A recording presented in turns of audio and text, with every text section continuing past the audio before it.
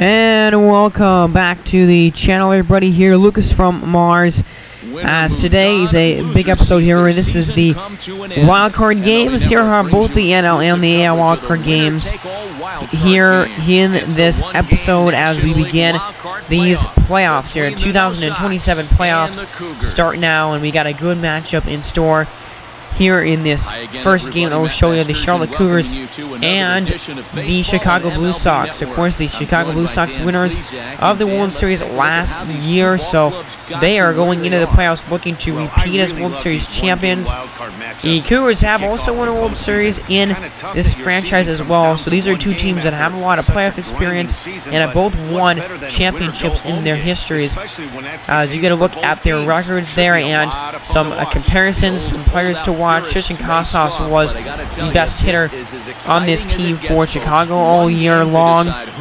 And, well, the Cougars had a couple of different guys. They had Acuna, who was excellent. They have Randy Arena, who was also very, very good in the leadoff role. But in this game, pitching-wise, you got Green and Yanni Chirinos. Here is the starter for this Charlotte Cougars team here, and Chirinos this year was pretty darn good. A 3.30 ERA with a 1.08 WHIP and over 200 innings pitched. We'll be facing Hunter Green in this game.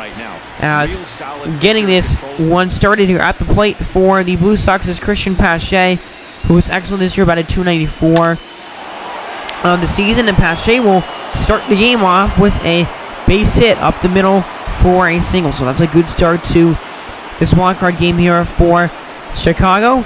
Single up the middle there. And now we have the number 2 hitter here. That ball is taken down below the knees. Tristan Casas is up. Casas had almost 40 home runs this year, over 100 ribbies. He was the best hitter on the team, led a lot of the statistics-wise on the roster, and he will slash one into center field for another hit.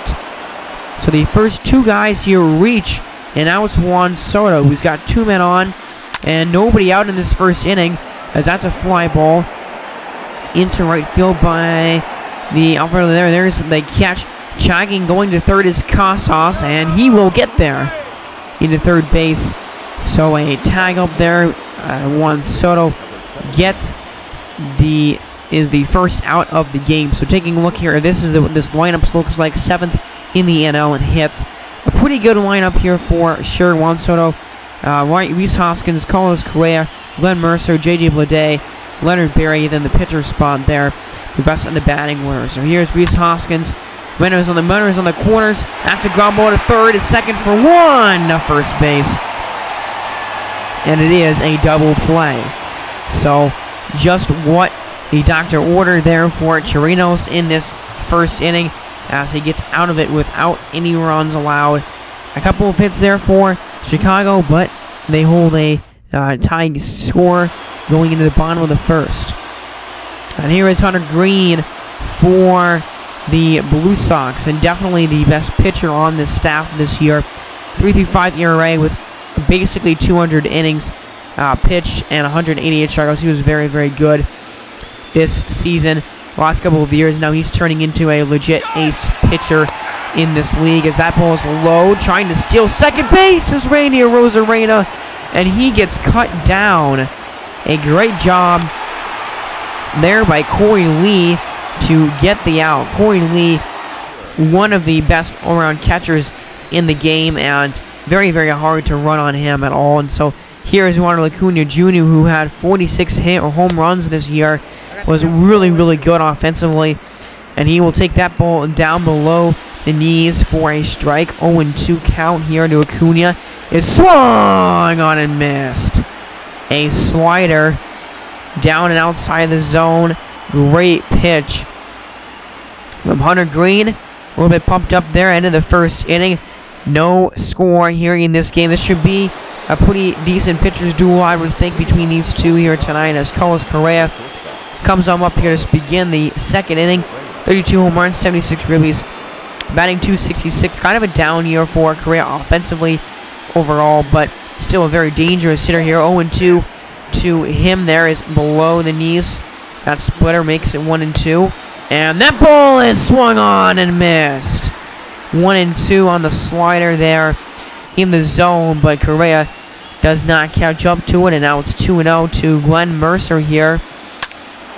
Mercer swings, lines it into the outfield, into left for a single. So 3 hits already here for Chicago in this game. Now it's J.J. Bleday, and he will foul that ball off down the line, and there he is. Bleday, their center fielder, doesn't show his regular season stats. A decent hitter overall, but now full count pitch here to Bleday is a ball swung on and driven into the gap. That ball's down over all the way to the wall. Glenn Mercer is waved home. He's coming home to try and score. The throw is late. Mercer scored. J.J. Bleday, an RBI double, and it's 1-0 Chicago here in the second inning. Great swing there. Great hit there by J.J. Bleday. And a massive run here in the second inning. The road team gets on the board first. As now Leonard Berry singles one, gets a base hit up the middle. They will hold Bleday at third base. An interesting decision because now you have the pitcher spot and Hunter Green up here. Let's see if he can get the bat on the ball, and he does, and it's a grounder to short, and it's another double play. So, man, that kind of came back to bite them. I think they should have tried to score the runner from second there on that base hit, but J.J. Bleday does get a massive double there to get the scoring started. And Chicago has a 1-0 lead as we go bottom of the second inning. And here is Kyle Saul, who kind of had an offensive year, a down offensive year, but still one of the best players in the league. And he reminds me of Jose Altuve. I think that's really the best comparison that I have of Kyle Saul, especially size-wise. Very, very small guy with a lot of power. So he does get a base hit there, and probably should not have dove with the second baseman, dove over the baseball there. But now it's Gleyber Torres here, 2-0 to him. He is way up there and high for ball 3. So 3-0. Yohan Moncada sitting on deck, trying to get in the strike zone. Here is Green, and he cannot. So a little loss of location there in that at bat. A 4-pitch walk to Gleyber Torres. Now brings up Yohan Moncada. 2 in, 2 count here. Still nobody out in this second inning. And it is there. Strike 3. Called the 100-mile-an-hour fastball at the top of the zone. And Moncada does not like looking at that pitch. Kicking himself because that was right there for a strike. And a huge pitch there now. 1 down in the inning for Ryan McMahon, who will swing at this 1-0 and grounds it over to first. To second for 1. The pitcher covering gets the out, and it's another double play.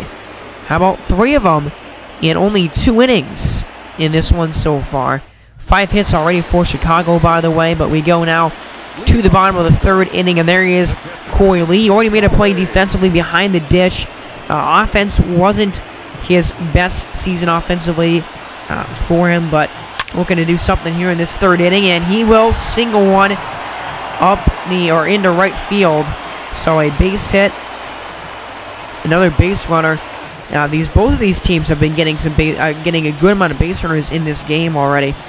As now Johnny Chirinos here looking to butt the runner over, and he will do a perfect job of that. A great bunt there by Yonny Chirinos. So they get that sacrifice, and now there is a runner in scoring position.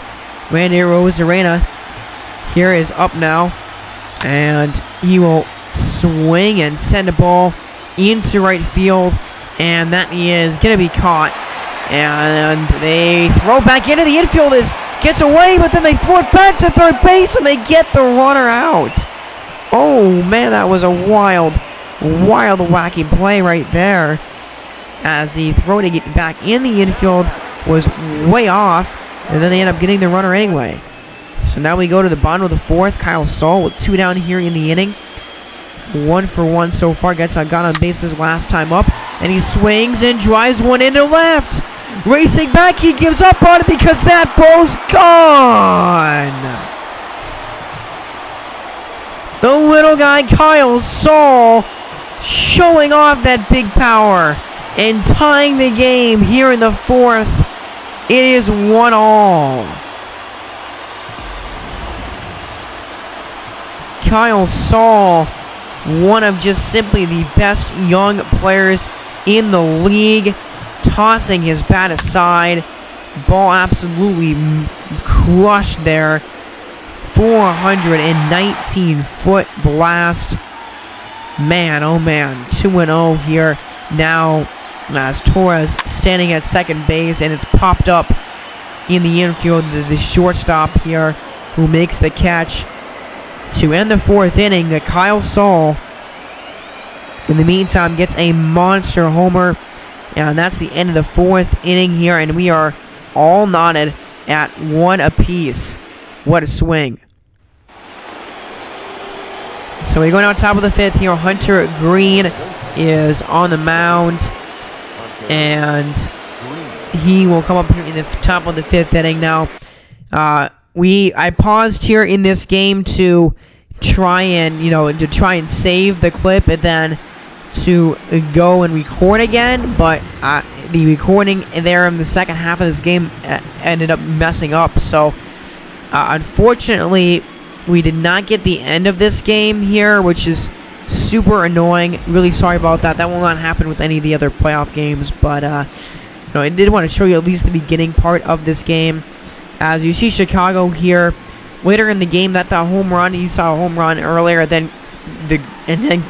Hunter Green, the pitcher, coming through with a 2 RBI double. That was a really huge blow. So they get another RBI in this game here in the bottom of the sixth to make it 4-2. And then a home run by Moncada made it 4-3. So Charlotte, did come back. I wanted to show you at least these highlights so you could kind of get a little bit of a snapshot. Sorry about that voice crack there, by the way. But I just wanted to show you, what was going on in the later stages of this game, just so you weren't left completely in the dark. But yeah, I had this. I played the rest of this game, but the clip did not end up saving to my PlayStation, so I did not actually record the ending of the game, and that's something that happened really unfortunately with the other Wildcard game and the National American League as well. So I just a forewarning, I only was able to get the first 5 innings of the American League Wildcard game. So if this episode is a little bit wonky just because of that. But you do see here in the bottom of the ninth, Saul striking out. And this is when they were down to their final out here of the game. And Moncada grounded out to third base to end the game. So Chicago wins this one here. A final score of 5-3. They are going to be moving on. And the dream to repeat for them as World Series champions is going to continue here. As getting a look at this box score. 13 hits overall for Chicago. They came out hitting the ball pretty well against Torinos, and they didn't really give up outside of that. Tristan Casas had 3 hits. He was 3 for 5. J.J. Bleday was 3 for 4 with a ribby. Glenn Mercer was 2 for 5. He had a home run. And then Charlie Green, the pitcher, or Hunter Green, the pitcher, gets another couple of RBIs as well. So that's a look at who did what with the home runs and the RBIs and everything. And Hunter Green pitched pretty well enough to get the win. 6 innings. They go 8 hits, but only 3 runs, 4 strikeouts. And then the bullpen came in, shut the door down the rest of the game, pitching 3 basically perfect innings. And then you look at Charlotte's lineup here, and their offense, was decent. 9 hits in this game. Rosarena got one of those hits. Kyle Saul was definitely the best offensive player on this team for the Cougars, as he got a home run and 2 RBIs in this one. Johan Moncada also got a bomb as well. Acuna, Saul, and Torres got extra base hits, got doubles. So you go down to the pitching, and Yanni Torinos only gave up 1 run. He was very, very excellent. I mean, he gave up 7 hits, which is a little bit much, but only 1 run allowed. And then Ryan Baraki was the biggest guy that blew the game here for Charlotte. And that was one of the things about this team is their bullpen.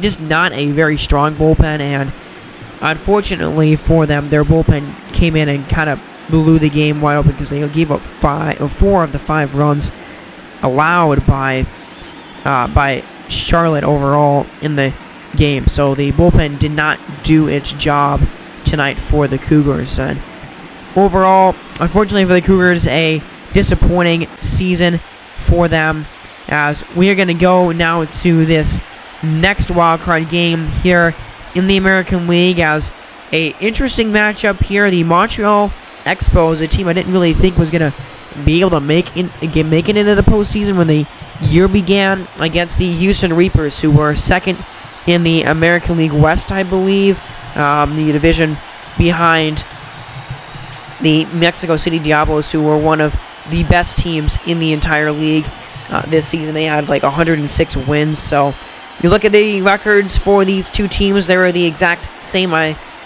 believe, although one more loss on the resume for the Expos this year. They probably had to play a game 163, I'm assuming. They might have had to decide who was going to get home field in this game. I'm not sure what the difference in records there is. I'm not sure who played in that game, and maybe there might have been I think the Bees and the Expos actually had to play each other to determine the second wild card. I think that's what it was. So either way, though, the Reapers here facing off against the Expos, and for the Reapers going in this game is Jack Flaherty, who had a 3.56 ERA this year and a 1.28 whip. He was decent. They got him in a trade from the Washington Rebels. That's where he was at the beginning of the year. And leading off here for Montreal's Brad Pence, very good this season overall with 27 homers and a very, very good, basically rookie year for him. And he will send a fly ball here on the first pitch of the game, and sends Conforto all the way to the wall. He does make the catch. But you look at this lineup here, you saw Brad Pence already.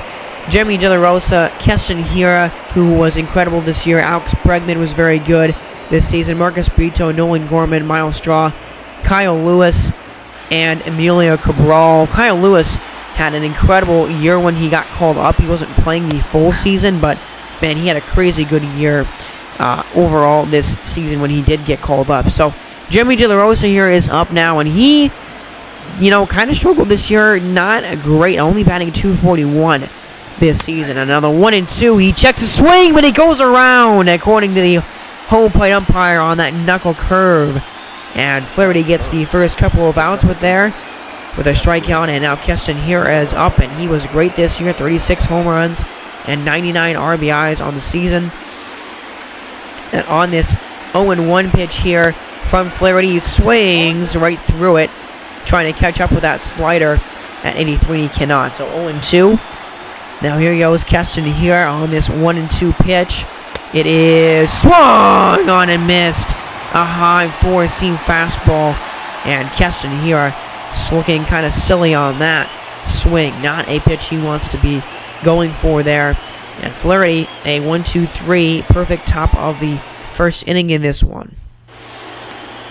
So we go bottom one, and this pitcher, or the ace here for the Expos in this game, is Alek Manoah, who was a guy that was, really disappointing, a top prospect in real life, but in this sim was super disappointing. Really, the entire franchise, but this year was excellent. A 3.09 ERA, a 1.08 whip. He had a career season pitching-wise and was definitely the best pitcher on this team for Montreal. As Luis Robert comes up, and Luis Robert was very, very good this season in the leadoff role, and he is not getting pitched to here to start the game for Manoah, as that's ball 3. So Manoah trying to get back on track. 3-1, that's in there for a strike. Luis Robert, don't know if he swung at a pitch yet this at bat, and it's a full count now to him here in this one, as Alek Manoah getting ready entering the windup again, and it is outside for ball 4, outside and low. So that's a walk to one of the fastest players in the league, and the fastest player on this team. Definitely did not want to do that. Let's see what they do here as Andrew Vaughn is up. And they're not going to be taken off with Robert because that's a fly ball into center field. That's not Marcus Beardo. That's Kyle Lewis out there in center who makes the catch. So we take a look now at this Houston lineup here. You already saw Robert and Vaughn. Chris Bryant there batting third. Paul DeJong, Wilson Contreras, who was incredible this year. Ramon Nunez, Michael Conforto, Anthony Santander, and Eugenio Suarez. I think this is a team that their window of opportunity for winning a championship is closing pretty fast. They have a lot of older players, and that does include Chris Bryant. As going to second is Robert, and he is out. According to the second base umpire there, that was a really close play. And, I mean, you knew it was a risk. You knew it was a chance that he was going to try and steal. And Robert is gone down. Not sure about that call, but, man, that was really close to being the wrong call there. I think, honestly, you're going to have to look at that a little bit closer. I think he was maybe out, but that was a really close play. And then Chris Bryant frozen on that changeup, basically right down the middle. You got to be swinging at that. So Aquinoa gives up the walk, but does get the strikeout to end the first inning and does not give up a run there on that first. So we go straight into the top of the second here, and Alex Bregman is up now. And batting .270 this year, almost 100 ribbies. A very decent season for him, all things considered. And here comes a 2-1, is swung on, driven into left field. Racing back is Santander. He looks up, and it is gone! Home run, Alex Bregman! And the road team here in this wildcard game strikes first. The Expos are up 1-0 here in the second inning, as Alex Bregman connects. Beautiful swing, and a ball that does just get over the fence there in left field, though, 406 feet. And, man, a huge swing. And now with the man on second base, here's Nolan Gorman, who had a career season this year, batting .291 with over 30 home runs, a .903 OPS. He was very, very good. And he takes that pitch. Now it's a full count. Swing and a miss. A dangerous four-seam fastball there down the middle, but Flaherty gets away with it. And his third strikeout of the game, and a pitch that was really dangerous. Don't want to be throwing many of those, but he gets away with it. So now 2-2 to Kyle Lewis. Cannot blink down the name for a second there. It's a line drive that it's caught by Vaughn. So here we go, middle of the second inning. Now it's 1-0 here as we go bottom two. Paul DeJong is up now, and he will swing. That's a strike three called on the bottom of the zone on a slider.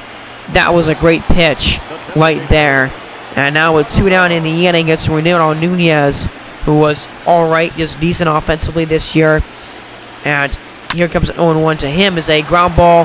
First base, Keston Hiura has it, and he races over to make the play. Actually, that's not Keston Hiura, that is Alex Bregman, who is there. I think Keston Hiura is maybe the DH. I'm not. No, Brad Pitts is the DH. Keston Hiura plays in the infield somewhere. But here's Brad Pitts again up now for his second at bat against Jack Flaherty, and that ball is low. Full count pitch here now, as the pitch count for Jack Flaherty kind of already at 50 pitches right now. Maybe a little bit of an issue to watch for later in the game, but he does have one out here. Now that's strike. It's ball 4 actually, and the manager, man, he's letting the umpire have it. That was definitely a strike. Fooled me. Really could have fooled me. I'm not even there. Right behind the dish. That was certainly a strike. That was strike 3. Now it's Jalen De La Rosa who gets plunked as that ball runs inside and it hits him. So a walk that probably should have been a strikeout, and now a hit batter. And now it's Keston Hiura. 0 for 1. He actually did strike out in his first at bat. So here we go. Jack Flaherty in a little bit of a jam right now. 1-1 pitch is a ground ball up the middle. Base hit. Robert picks it up over to, and they're going to throw into third base. They don't get the out there, and a run scores. As Keshinhira brings home Brad Pence, and it's 2-0 Montreal. So the Expos are taking the lead even more here in the early going, as that's a strikeout of Alex Bregman. Jack Flaherty does get a huge second out there. And now it's Marcus Brito, 1 for 1 so far, but he swings at a pitch way inside there on that knuckle curve. Fooled him for sure. In a big spot here.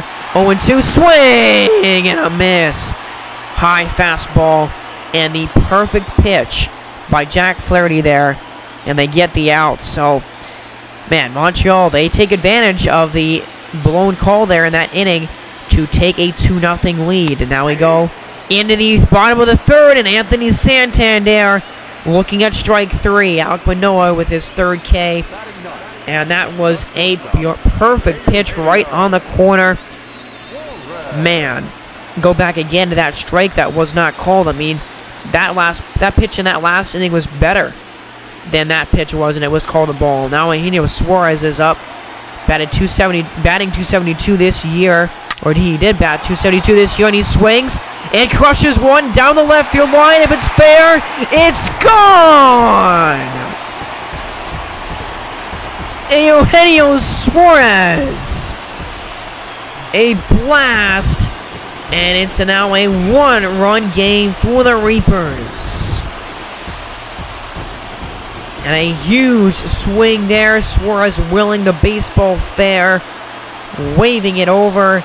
And it does get inside the line. Let's see how close this was to being foul. Yeah, that was pretty close. And a huge homer. Now Luis Robert grounds one to short. Burrito does make the play. Then you have to make that play really quickly because he's got such... I mean, Luis Robert is so speedy. But a huge hit and a huge run. It's now 1-2. That was the first hit of the game for Houston in this one. Kyle Lewis up now, and he swings and misses at that knuckle curve at the knees. 6th strikeout for Jack Flaherty. He's been able to get some good Ks, and now Emilio Cabral bounces it off of the third baseman there.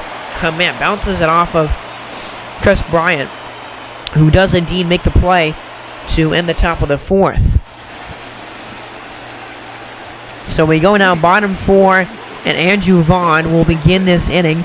0 for 1, flow out in his first at bat. He had 41 home runs this year. I mean, crazy good season for him. But here comes a 1-1. Is swung on. That ball is driven to left center field. Racing back, and it is over the wall. Gone, home run. Andrew Vaughn now. Tie game in the 4th inning. So a homer in the 3rd by Suarez, and it's tied up just like that with 2 long balls as Andrew Vaughn gets his first of the playoffs, and right into that section there in right center field, a huge swing, and now it's Chris Bryant who swings, and he might drop one. That one might be fair. It will. He drops it in for an extra base hit. Wow, an extra base hit there on a shifted outfield. And there's your go-ahead run in scoring position for Wilson Contreras. Now 2 men on. Still nobody out in this frame. As Alek Manoah trying to get something, and that's a base hit up the middle. Here comes the runner from 3rd, and Caius Bryant scores. Houston will take the lead here in the 4th inning. So they have come back from a 2-0 deficit. Ramiro Nunez will swing in, ground one over to second base, and that will be a double play. And pretty quickly there, 2 down now in the frame. A big double play. They really needed that. And here comes Michael Conforto now to try and potentially keep this inning going. Houston has 2 runs in this frame. A big 2-out hit here can make it 3. Here we go. 0-2 pitch to Michael Conforto is a ground ball. Second baseman there, and Keston Hira takes care of the last out of the fourth. So a huge inning though for Houston. Another home run, another run, RBI single later on in the frame. Through 4 innings, they have the advantage now. So we go later on here as Bruce Delgado comes into pitch for Jack Flaherty here. And Bruce Dog this year not very good. Not really sure why they put him in this game. I mean, it's a 1-run game in the wildcard game. This is and in the 5th inning too. I think you could have had Flaherty pitching in this 5th inning, but whatever. What do I know? I'm not the manager of this team.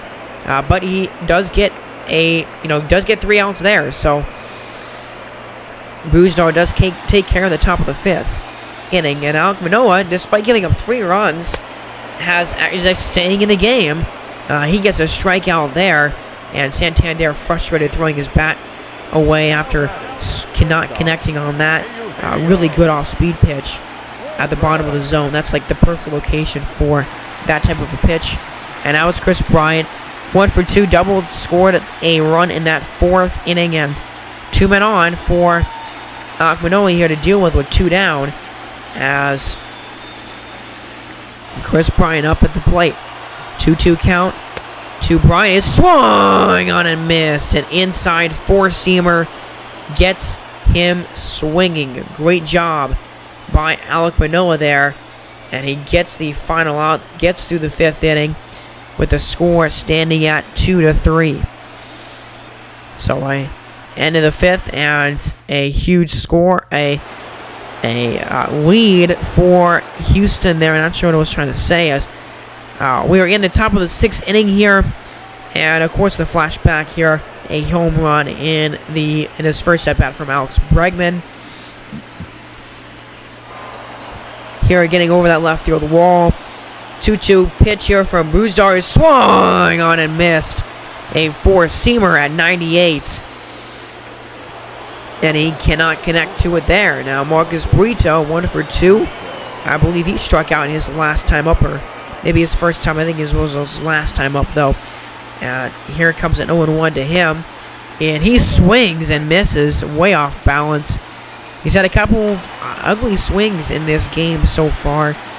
And now it's an 0-2 pitch. Is check swung. He went, according to the home plate umpire there. That's strike 3. Bruzdar gets another K. 2 down here in the 6th. And Bruzdar will kind of proving me wrong. He's pitched a good game so far. And now Nolan Gorman 0 for 2. Trying to get something cooking here in the 6th. And the fly ball, Robert is racing over to make the catch. Not a lot of center fielders are actually going to be able to make that play. No, they don't really have the range, quite the range as Luis Robert does. But middle of the 6th inning here, and now it's J.B. Buskauskas who comes on in, and J.B. Buskauskas did not play well at all, did not pitch very well at all this year. So a couple of questionable relief pitching decisions by both of these teams, I think. Although Montreal's bullpen is a lot worse than Houston's bullpen is. But either way, very interesting. But here we are on the bottom of the 6th. So Paul DeYoung is up here, and that is inside. But that is going to be the end of this clip that I got. And unfortunately, again, as I said earlier in the other clip, I was not able to record, messed up recording the last part of this game, which again is super annoying. I mean, not much really happened actually in this one at the end. Houston and Montreal both scored 1 more run in this game, but Houston did hold on to win, so Montreal falls in this wildcard game here, and I think Houston is overall the better team. They will be faced up against, in my opinion, the best team in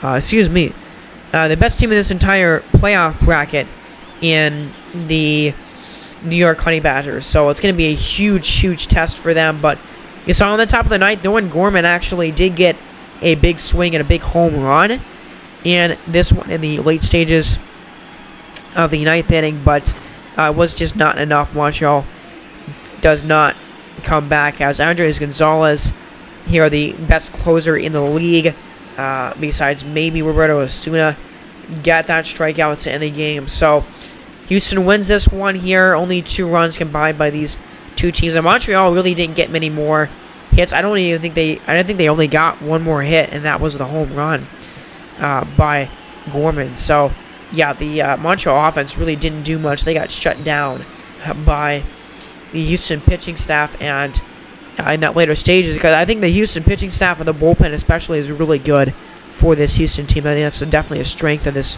roster. So you got the home run by Bregman and Gorman. You got the RBI by Hiura, Bregman, and Gorman for Montreal. Alek Manoah does get the loss. He pitched all right in this game. Not much. Not amazing. Bukauskas, well, guess what? He sucks, and he gave up a run. So not really say I'm surprised by that at all. But let's look at this Montreal box score here. And then you go to Houston, and Houston offense was a bit better in this game. 8 hits. You had 3 for 3 for Daniel Suarez. Really, really good for him. He had a home run as well.